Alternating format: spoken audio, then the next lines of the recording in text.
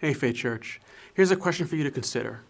What if a foreign nation separated you from your tribe or family, possibly never to see them again? What if you were isolated away from your church family, the body of Christ? What would your response be? And so as I say these things to you, there's an uneasiness in my own heart.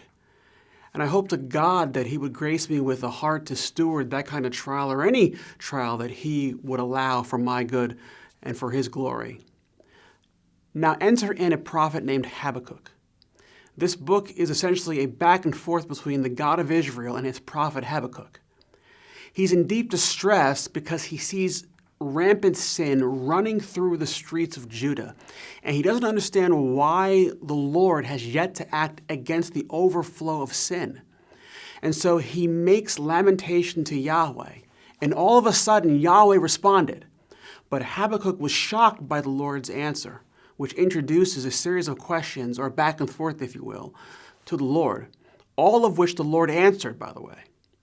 You see, the Lord would go on to say how he's raising up the Chaldeans to come and judge Judah for their sins and to carry God's people back to Babylon.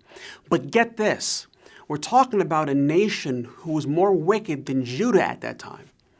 And that's why Habakkuk, he doesn't understand why the Lord would do this. And so our Lord has to walk Habakkuk through why a righteous person must live by faith in challenging times.